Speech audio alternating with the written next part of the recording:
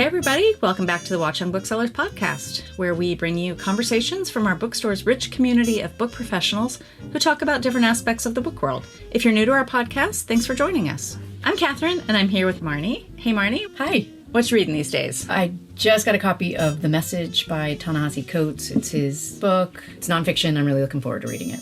Yeah, how about you? Yeah, making the news. Well, I'm actually just going to plug one of our book clubs. At the Kids Room, there's a YA book club that's hosted by our bookseller, Aubrey, who is just really a YA enthusiast and so smart and really dedicated to finding great books for young readers. And this month they are reading The Book Thief by Marcus Zuzak. You can join the book club and it's $25, but that buys you the book and an evening after hours at the bookstore and some pizza. So send your kids along. Yeah, that sounds great. So today's episode is about ghostwriting, and it's something most people don't know much about. We certainly didn't until we listened to this episode. And it's with Liz Egan and a friend and neighbor to the store, David Moldawer. David Moldawer is a best-selling book collaborator specializing in business, personal development, and other practical nonfiction. Before his freelance career, he was an editor at book publishers including St. Martin's Press, McGraw-Hill, and Portfolio. He lives in Montclair, New Jersey, with his wife and 2 kids.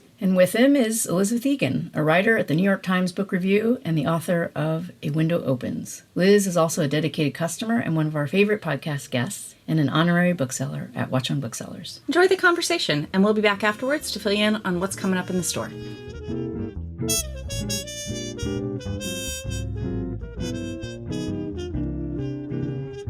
Hi, Dave. How are you? I'm good, Liz. How are you? Good to see you. Good to see you, too. Maybe we should begin by talking about how we know each other, because I think we probably have a relationship that most people who are appearing on this podcast have not had with one another, which true. Sounds a little strange. But would you like to explain our history? Absolutely. I was working at a publishing company that had been created by Mr. Jeff Bezos himself, Amazon Publishing New York. We were the New York branch. We caused a big stir in the New York media scene when we were founded. And not long after we got the thing off the ground, you were brought in as an editor for fiction, and we were office mates. Not only were we office mates, I felt that you were a fellow passenger on a lifeboat that was slowly drifting away from the mothership. And we don't have to go into any tremendous detail in case Jeff Bezos himself is listening. But I will go on record as saying, and I believe I have gone on record saying this in the past, but it was definitely not a high point in my career. And you were an absolute saving grace. Oh, that's so nice of you to say. Truly. I mean that. It wasn't a lot of fun, but I enjoyed the experience, I guess, as a learning opportunity. I'd been an editor in book publishing, and book publishing has a way of operating. It has a culture. And all of that had always felt strange to me because I wasn't raised in a literary household. I wasn't from that background. And I thought, little did I know, but I thought that somehow Amazon would have brought together sort of the best of startup culture and tech culture and the West Coast kind of entrepreneurial Silicon Valley thing with our literary taste and sensibilities and the arts, and we would have kind of the best of both worlds. And it was so the worst of both worlds. Mm-hmm. But in that was a learning experience, and just kind of seeing the flaws of both systems magnified and amplified and multiplied by each other. And it was great to have a kindred spirit in our office that we could complain about these things while I sat at my standing desk. Because I didn't want to stand anymore. Once you started sitting at the standing desk, I knew your days were numbered. That made me sad. But what did you do after you left? Let's walk from that point in your career to where you are now. Sure. So when Amazon Publishing, the writing was on the wall. And I think the writing was on my wall. There was a lot of sort of finger pointing. There are a number of problems, and they're still there, but not in the form that we were in it. But, when I saw that they were kind of indicating that my time had come, someone reached out to me about a startup job. And it was an interesting point in my career because I'd left New York publishing behind. And also, I don't know about made enemies, but that imprint made people really angry. I had people complain about it to my face, not knowing I worked there. And so this job was in a related area in the sense that I would be recruiting experts, the same kinds of people I worked with as an editor, and in a lot of cases, actual authors I'd worked in as an editor, as instructors on a learning platform. So if you're familiar with Skillshare, it was sort of like that. And I would be finding projects and finding experts and kind of constructing this learning content. It felt a bit like being a book editor. So I said, I can't go back. At least especially at that point, I could not go back to Penguin. It was still Penguin at the time, I think. Go back to Penguin and do the thing of acquiring 10 books a year. And so I went off and I did Startup World, which also was a great learning experience. And then at that point, I was really stuck. Even at Amazon, I remember, and you probably had a similar experience, where when I interviewed, I really thought I was in publishing.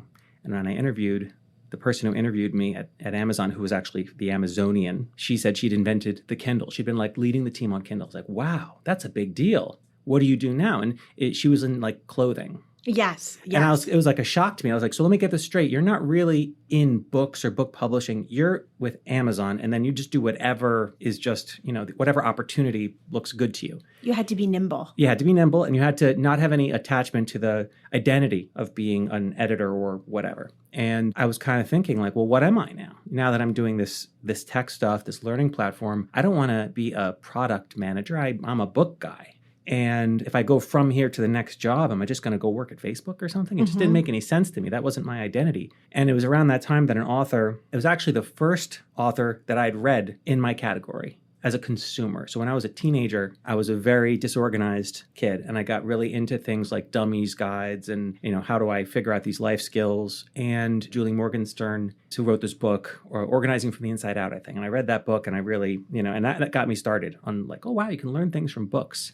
Prescriptive nonfiction. And so I met her to recruit her for the platform. And she asked me about help with writing, with a project. And I was like, wow, this is interesting. I wasn't saying this. I didn't say anything about it. It wasn't like I was pitching myself on the side. She just proposed that kind of thing. And I thought there must be some demand for that kind of support out there. So maybe as the next thing, I just give it a try. And so when I left the startup, I put myself out there at first in a very unfocused way. I just kind of emailed everyone in my Rolodex and said, hey, I know about books.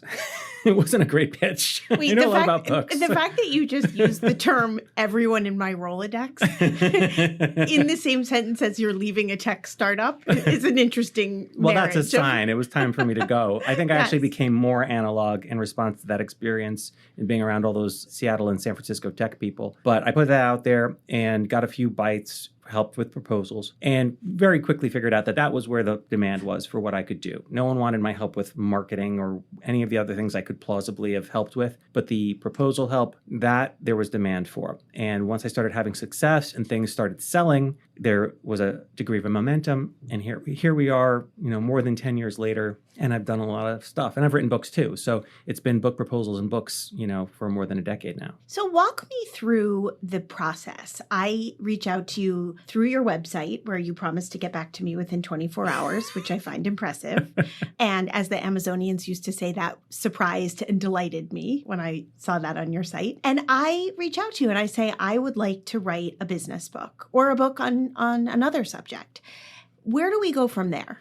So this is actually a really common thing, and it's often not through the website. Usually it's through a literary agent or another author. So the more typical path is that somebody builds up some sort of a platform. They go viral in some way or another with their podcast or with a blog or a YouTube channel increasingly. And somebody in their world says, you should write a book, the typical thing. And that's a good sign. I always tell people, so once someone comes to you and says you should write a book, that's when you start to pay attention. And they will find somebody through this little world, because everyone's connected in this world of advice, prescriptive nonfiction, thought leadership, whatever you want to call it, personal development, and they'll find their way to me. And so at that point, I haven't touched that website since I started. It's a little bit out of date, the 24-hour thing. Maybe. Oh, I didn't realize that was surprising and delightful. I thought it was very user-friendly.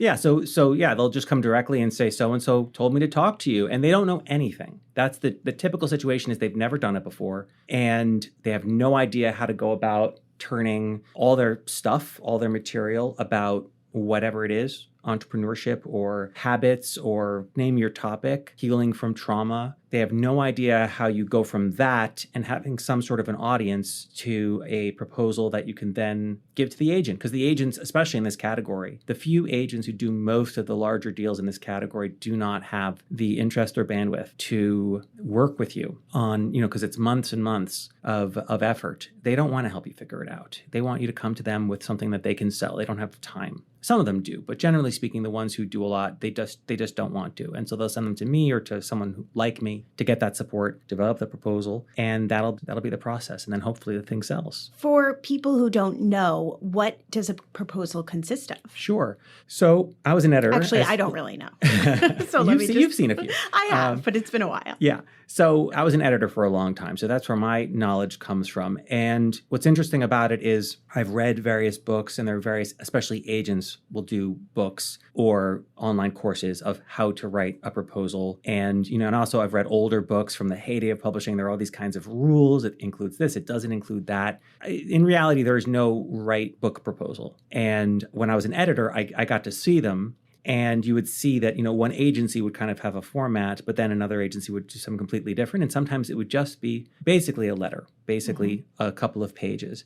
Not saying that's good, but the point is that practically anything can be a proposal. Just like with a business plan, Southwest Airlines, it was on a napkin famously, although that story is questionable. But that idea that you can really do anything as long as the other person says, I'll buy it. And all you're trying to do is convince first an editorial assistant or an intern, because that's usually the first reader, to say, take a look at this one, because the editor is inundated usually with projects and isn't going to pay attention unless someone highlights it. And then they have to be convinced. And then you have to take that document to the editorial board, which can consist of the publisher, the director of marketing, the director of publicity. It could be 10 people. It can be 30 people. It can be very scary. It wasn't scary for us at Amazon because we were small. But when I was an editor at St. Martin's Press, for example, that editorial board meeting was a gigantic conference room table with a lot of people at it. And some of them were quite intimidating. People from the sales department, the guy who talks to Barnes & Noble, they were the ones who were really in charge.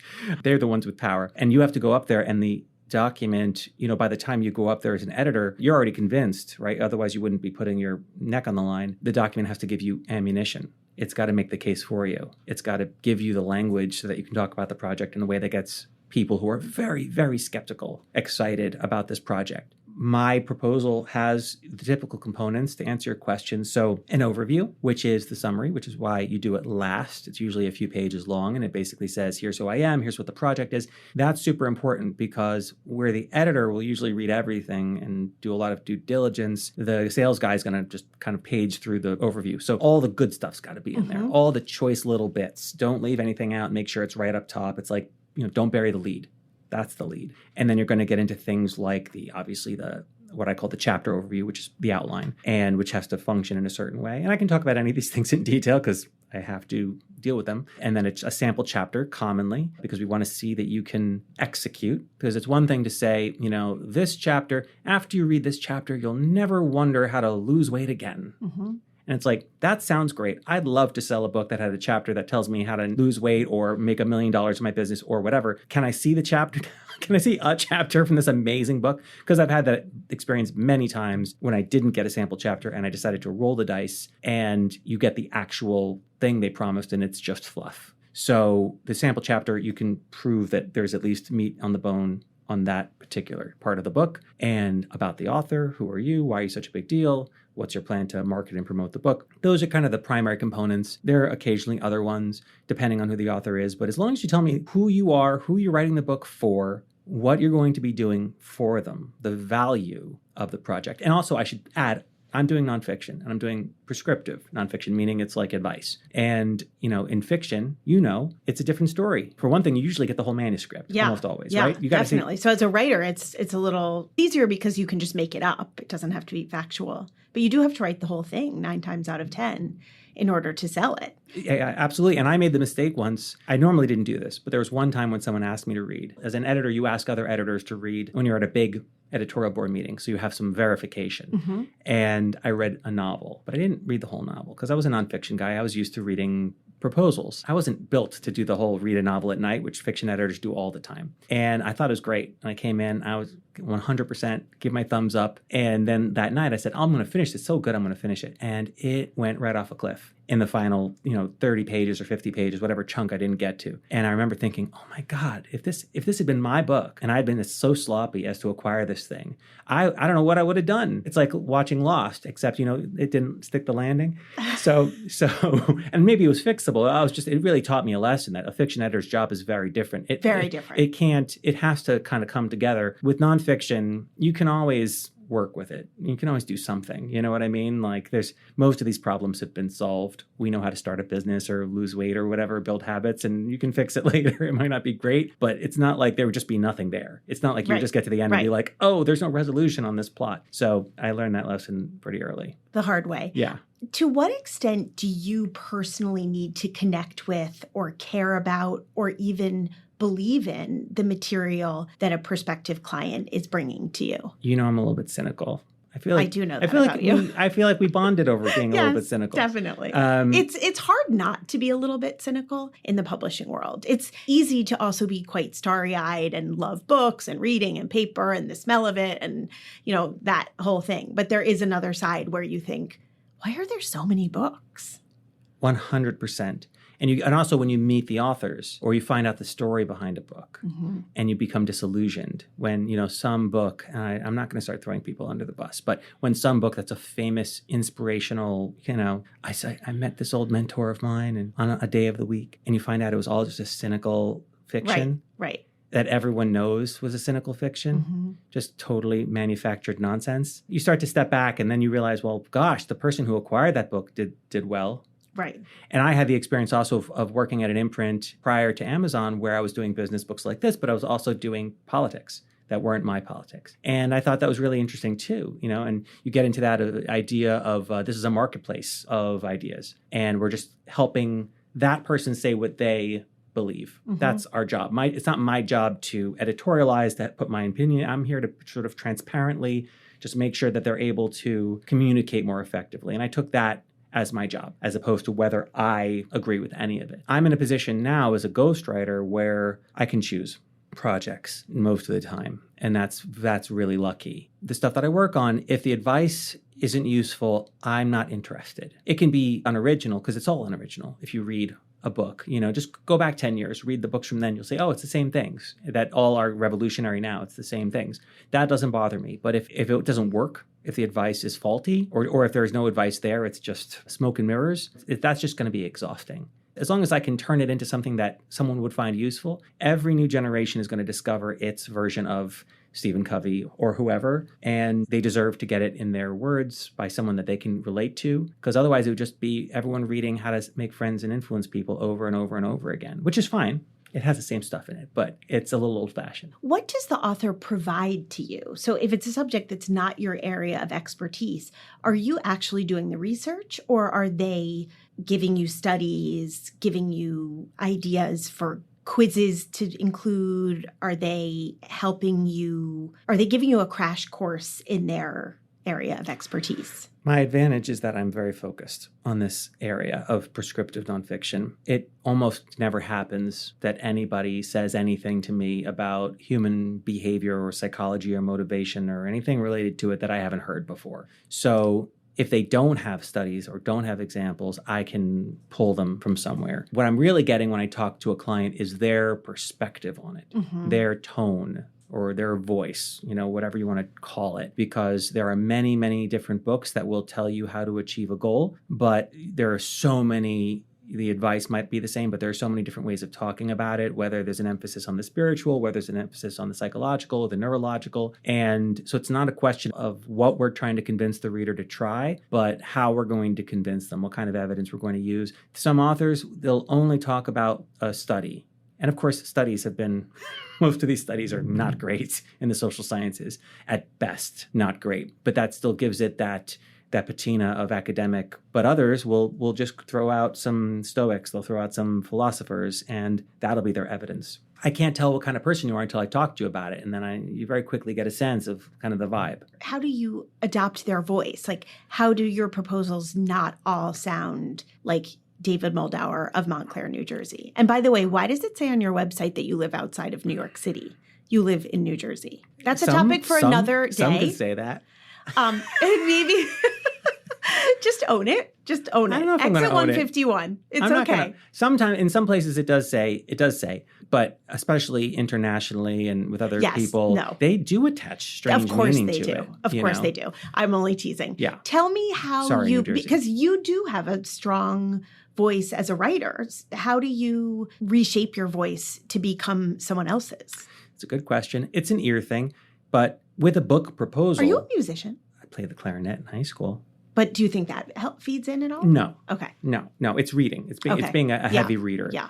And so when I'm reading and being an editor for a long time, my ear is very finely tuned. So when I read a sentence that just doesn't sound, in other words, I pretend I'm the reader of that person's book because I know that person, I know their brand, I know, and often they're influencers or somebody that you already know. So they already have a kind of a public presence. So if I can't imagine, pick your influencer, writing that, because remember that 90% of the time, I mean, no offense, but like most of these blogs and all this content you see generated, that's already being written by somebody else. So God knows what the voice of many of these public thought leaders actually is on their own. If you had them write something, I mean, I see their emails, but generally many of them do not have a writing voice. I get a lot of people who have sort of attention deficit things and really don't like writing at all beyond the occasional text.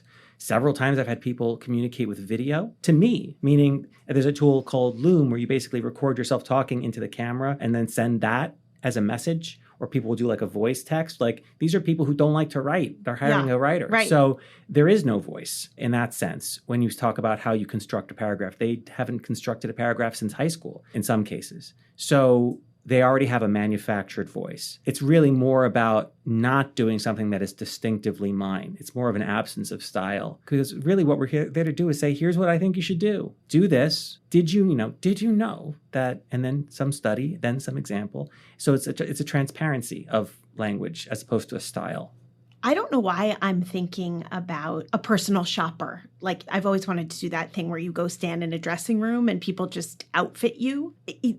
I want to do that. I know, make my life so much easier. But there's a parallel, I think, between being a ghostwriter and being a personal shopper, because the personal shopper isn't dressing every person in the same outfit. They're tailoring the style to the human being who's in the dressing room. I hope you take that as a compliment. No, I mean 100%. it as a compliment. And it's very accurate. That is very accurate. Sometimes I'm working with somebody who has a distinct presence, but very often I'm working with someone, like I said, who is an expert and has mounds and mounds of whatever it is that they do. Let's say LinkedIn posts or a newsletter, whatever their thing is. They've got so many things out there that you could draw a circle around any of it and get a different persona. And that's what a book is really doing. It's presenting a crystallized version. I will basically invent a look for them. I'll be like, let's make this aggressive. And you look at, when I say aggressive, I mean lean in, for example. Lean in is aggressive, right? It's literally in the title of the book, be aggressive, lean in. And that's a choice. And that's not for everybody. Some books take a much more, gentle approach. And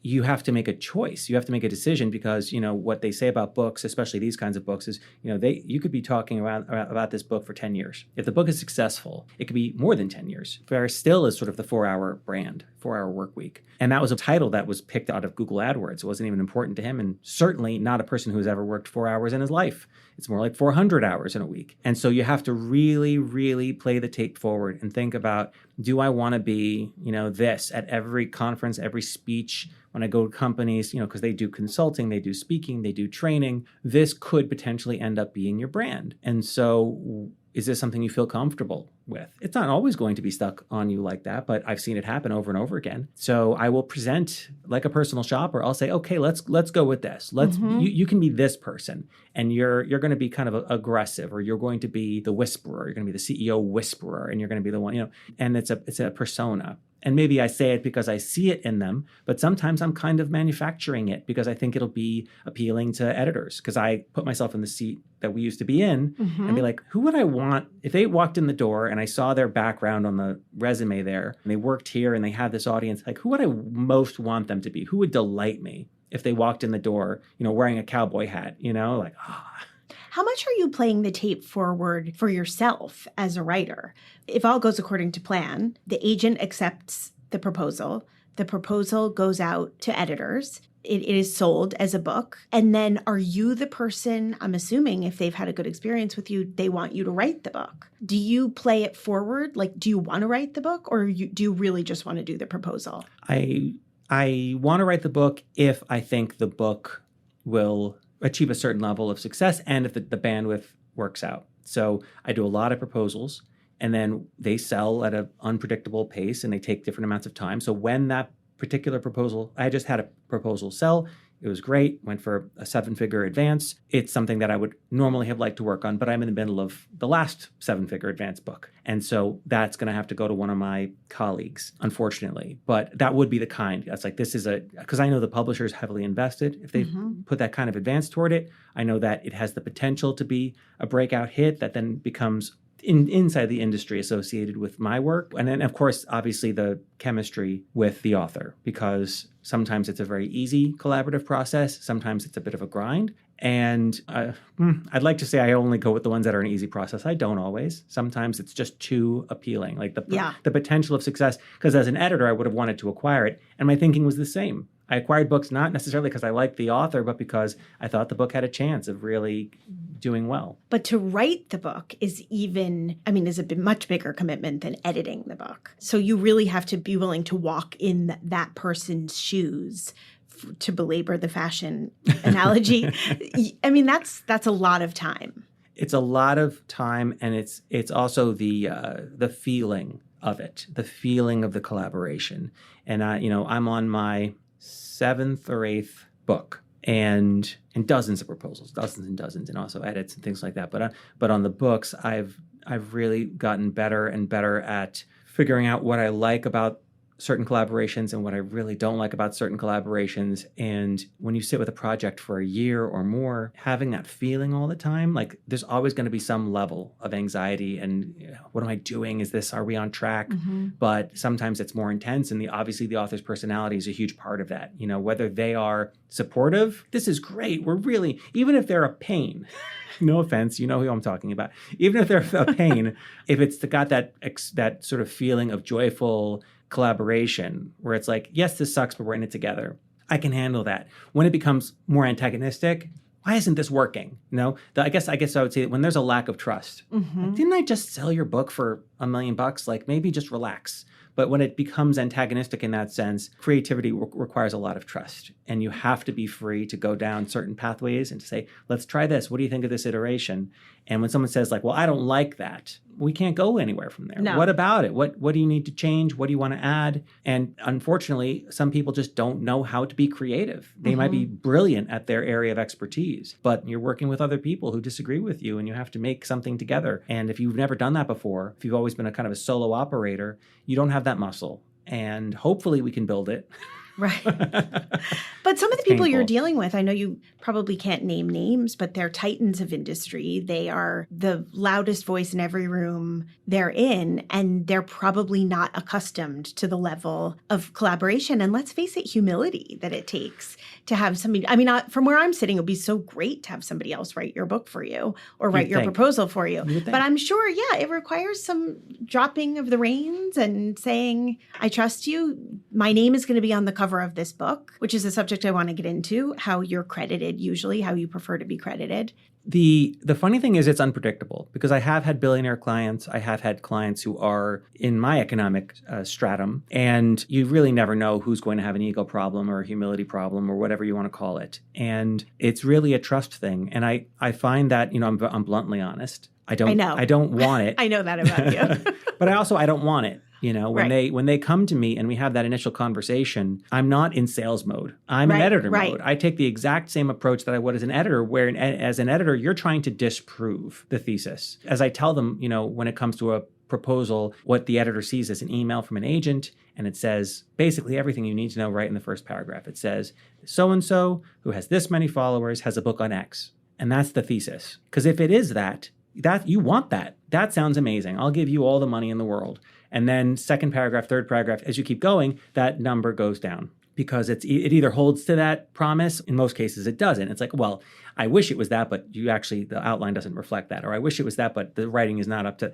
So you just start losing that enthusiasm. So as an editor, I'm going in there like a prosecutor to probe and to say, what are you leaving out? And what am I not seeing about this? And, where's the bug in the pie or whatever your metaphor is. And so I do the same thing as a prospective ghostwriter because I don't want to end up on a project where there's nothing there, which I have many times, where there's literally no book. People don't realize it. I'll give you a hint, or a clue. If someone says they have 8 books to write and they don't know which one to write first, they have 0 books to write. That's so interesting. That doesn't surprise me. Never fails me because they don't understand what a book is. Right. It's very hard to spin one viral tweet into a book. And yet they would think there are 8 books in it. And it's not enough to just have topics or stories. And we can get into that. But the point being that I am really grilling them. And I find that people who are genuinely self-made, genuinely successful business people, they really, really appreciate that because that is their approach when they're looking at an investment or a business. And they know that if I wasn't confident in my abilities, I wouldn't be pressing them like that. I'd be trying to get their business. So they're the ones who actually tend to relax the most when I start trying to tear their book to pieces. But other people don't respond that way at all. And it's not a good fit. But yeah, ironically, the people who have no business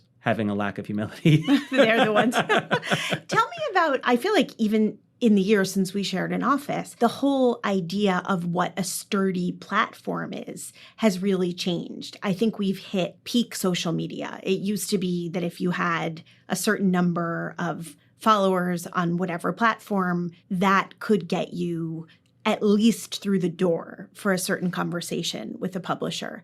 Is that still the case? Like, what is the most valuable thing for a nonfiction author to bring to a proposal if they're wanting to write a book? Gosh, we could do I have 8 books to write about platform, but I'll try to keep this brief and targeted towards the people who might be listening. There's 2 things. There's 2 platforms. And when we say platform, we basically mean the way I describe it to clients that I'm talking to.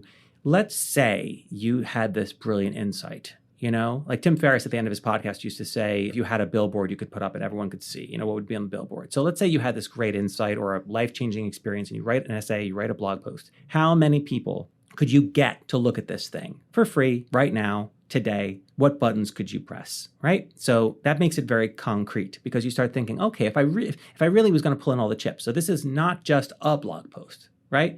Because you're not going to throw all your chips at a tweet or a blog post. But if this was really important, you had a life-shattering diagnosis and you just had like some insights about life and something where you just wanted to make it go as far as possible, then you start thinking, okay, who do I know? And I would ask each and every one of them to spread this, knowing that I'm using a chip, knowing that I'm using up a favor. And of course, your social media, and also if you have a newsletter. So all the different things that you could possibly do to get more eyeballs on that thing. And then, of course, the actual book sales would be a teeny fraction of that because reading a free blog post is the lowest barrier to entry. How do you get them to buy a $25 whatever? So when you think about platform, there is the editor's seat, and that goes in the book proposal. And then there's the reality of what sells books. Mm-hmm. I'd like to say the alignment is better, to be nice to my colleagues, and that they've gotten a bit smarter. When I was an editor, I was very tech savvy relative to my peers and paying attention to these things. So many editors were just naive or didn't understand or didn't use social media. And so they would get very impressed by things that didn't work or have sort of misguided ideas about what turns into book sales. And of course, that can be manipulated. People buying Twitter followers was very common, especially at first. You would get bots and you'd buy 50,000 Twitter followers. And then the editor would look and say, they've got 50,000 Twitter followers. But if you actually looked at the followers, you'd see, oh, this is not real. You can tell. They're not interacting. They're not interacting. There's so many little clues. And of course, the fakers have gotten better at faking it. But the point being that we were really bad as an industry at interpreting the platform section in a way that would lead to, like, this person's going to be worth a lot and this person's not going to be worth a lot. I think they're better at it. But the problem is they're so desperate now because of the collapse of the industry to fewer and fewer publishing houses and because there's no mid-list. So they're not looking for books that are going to do okay. They're only looking for books that could be huge. And as a result, you get these gigantic auctions, even though none of the numbers really support it because it's like that this week, that was like the one book that came in that had decent numbers. So everyone goes crazy at the same 6 houses. So one way or the other, we're still overpaying.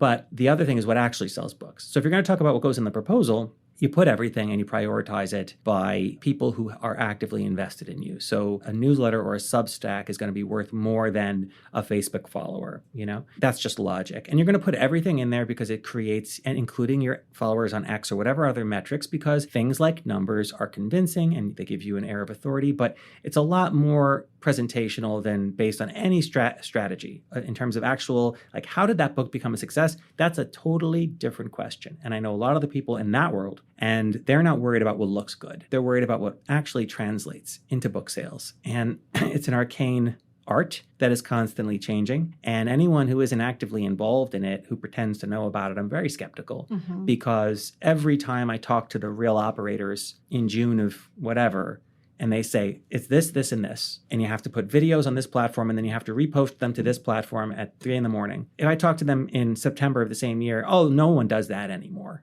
Oh, that petered out. So they're doing surgery. They're really understanding because they have the data. They're looking and they can see where the sales are coming from. And so everyone else, the authors who haven't just done a book, the editors, we're all just guessing. And it's all like, oh, they've got so many. And also people lie. Like, I don't know how many newsletter followers. You can say you have 1 million. I don't know. And you can do due diligence. You can, like I said, we're talking on Twitter, like how many people are writing back and are those real accounts? But the fakers, like if you're going to fake, you're going to be so much more sophisticated.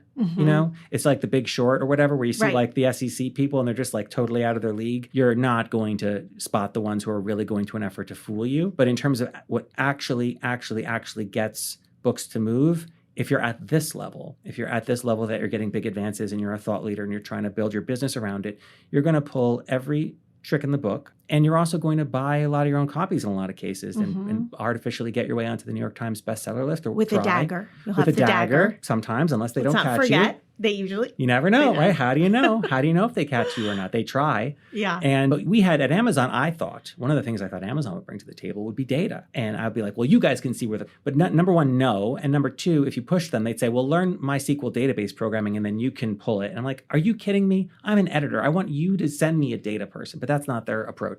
So we never got good data. However, I do remember many times, for example, so-and-so has 1 million Twitter followers. And that was a while ago, so it was even more unusual. And they're going to tweet about the book.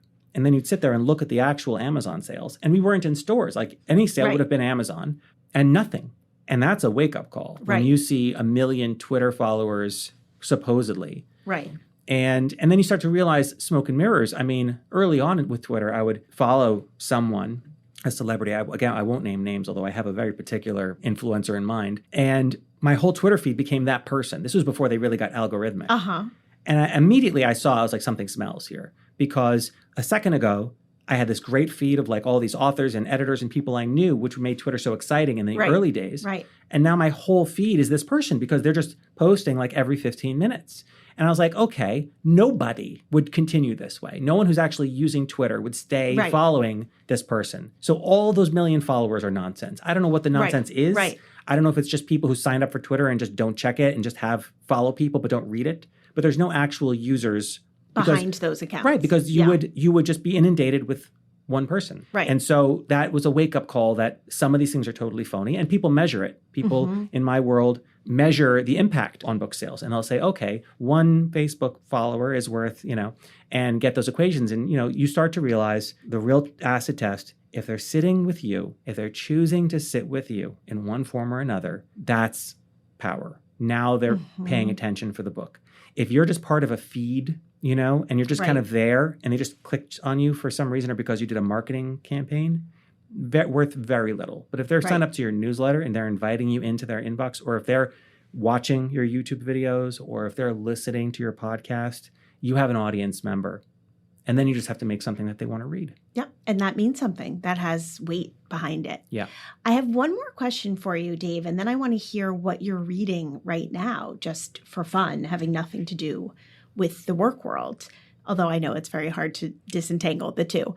Explain to me how you prefer for your work to be credited. I'm sure that's a conversation you have with the people that you're writing books with. Is it in collaboration with? Are you on the title page? Are you on the cover? I'm always curious about the breakdown of that. I like to be invisible. So I am in the acknowledgments if the author decides to acknowledge me. And I also usually end up writing the acknowledgments. So Do you include yourself? It can be awkward. No. Yeah. I never say a word about it. They tend to include me, but if they don't, or if I don't say a word about it. So I'm there, and I feel like an editor, an agent, anyone who would need to know, they can look there. And they never say I'm the writer. They always kind of allude to my help. Right. But they can tell. Of So for my course. purposes, that's fine. I don't want to be on the cover. Some of my colleagues do. But the fact is, and also, there are many collaborators out there. If someone is famous, the odds that they're also a really good writer are very slim. So outside of people who have a very idiosyncratic, if you look at Matthew McConaughey's Green Lights, for example, like if they have a very idiosyncratic approach to the book, they wrote it. But 9 times out of 10, if it's any sort of memoir, if it's any sort of book of advice, chances are somebody like me was involved. And you'll notice sometimes there'll be a with so-and-so, but far more often there's no name there, and it's just me or someone like me who was involved and didn't really need or wasn't able to secure it. I could get it if I wanted to. I don't want to. And what are you reading? Just finished Bruce Chatwin, Songlines, which was a big book about the Aboriginal people in Australia. He was a travel writer, and he went around Australia, I think the 70s, I want to say. It's also the book where Moleskine notebooks come from. What? They're fake. They're not a real thing. So the mythology of really Moleskine disillusioned. Notebooks came from him talking about trying to get a particular notebook that he used to use. And someone read that and said, and they went out of business. Oh, yes, I did know this. Yeah. And so a paper company was like, we should make that notebook that he talks about in that book because it's so romantic. So that I forgot that connection. And then I was reading and I was like, funny. he's talking I fell about for that Moleskine hook, line, notebooks. and sinker. Me too. I've wasted so many of those. And then I just started The Spirit Catches You When You Fall Down, which by Anne Fadiman, which is about a Hmong family in California where the daughter has epilepsy, but because of their cultural differences, the doctors not understanding the cultural differences of the Hmong beliefs, her care goes awry. And I've heard it recommended a million times. Same. And so I just dug into it, and so far so good. I've always wanted to read that. I need to pick it up. There you go. I just started Sally Rooney's new book, which I believe came out today. Did you have the Prestige arc? I did have the Prestige arc. Of course you did. But I gave it to my older daughter who held on to it for like a month. So I just got it back and I'm liking it so far. I'm reserving judgment. But yes, I'm liking it so far. Oh, I hope it sticks the landing. Yes, I hope so too. I'll let you know. Dave, this was really fun. It's been good to hear about the happy, curve after Amazon. Yeah.